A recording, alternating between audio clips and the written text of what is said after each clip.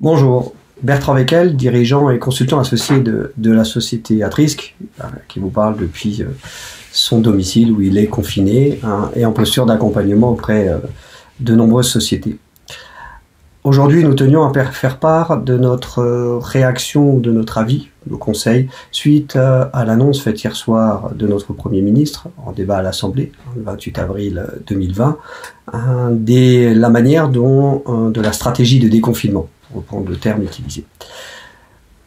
Il est évident que si nous ne l'avions pas compris, nous nous inscrivons maintenant dans un temps qui se veut long, avec une nécessité d'adapter nos organisations aux réalités et aux risques sanitaires présentés par le Covid, avec des conséquences non négligeables sur notre manière de travailler, sur notre manière d'échanger, sur notre manière de commercer, sur notre manière de développer toute activité économique.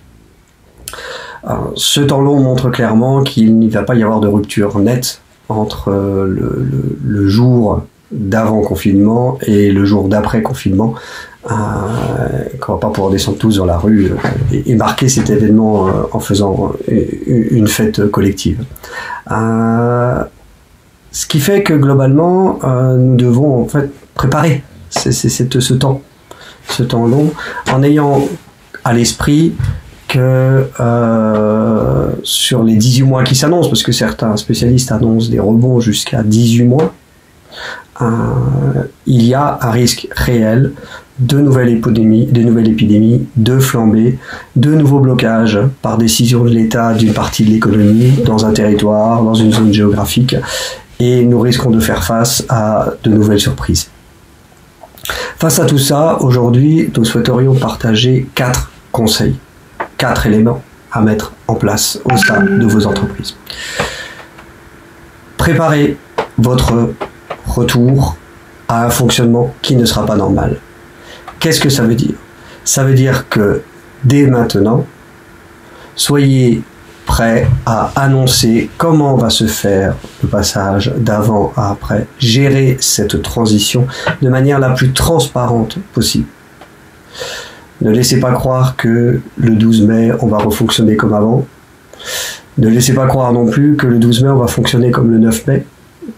Vos collègues, vos collaborateurs qui sont dans une forte tension, parce que quoi qu'on dise, c'est une période de forte tension, ont besoin d'un éclairage sur la manière dont vous allez travailler.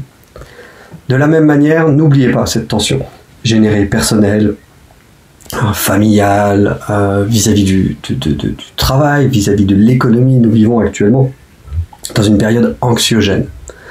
Il est très important, avant de reprendre réellement votre activité économique, ou même si vous l'avez repris partiellement, avant de laisser globalement l'activité peu à peu reprendre ses droits, sa place, il est important de gérer d'une manière ou d'une autre une forme de sas de décompression.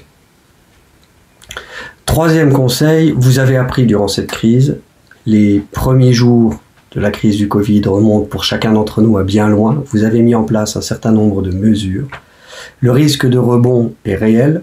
Le négliger serait dangereux pour votre organisation. Faites, et ce n'est pas une perte de temps, un retour d'expérience, même rapide. Préparez votre plan de gestion d'un éventuel rebond. C'est comme ça que nous l'appellerons nous, le plan de gestion d'un éventuel rebond de la crise, pour être efficace et prêt si jamais ça devait se reproduire. Nous ne pourrons pas dire on ne savait pas que ça pouvait se reproduire. Dernier conseil, dans ce cas, justement parce que nous devrons rester longtemps très vigilants, je vous invite à maintenir votre dispositif de crise, quelle que soit sa forme. Ça peut être une petite équipe, ça peut être un vrai dispositif de crise si vous êtes dans une plus grosse organisation, mais dans tous les cas, gardez cette vigilance à tous les problèmes qui pourraient vous arriver, problèmes qu'ils soient à la fois sanitaires, de sécurité, mais aussi de business, de relations avec vos fournisseurs, de perte de marché, tous les sujets qui pourraient impacter votre économie. Dans tous les cas, gardez à partir de maintenant et pour de longs mois une posture dans votre organisation d'hyper-vigilance et aussi de capacité à gérer l'incertitude et la complexité parce que ça va être encore notre réalité pendant un long moment. Je vous souhaite une bonne fin de journée.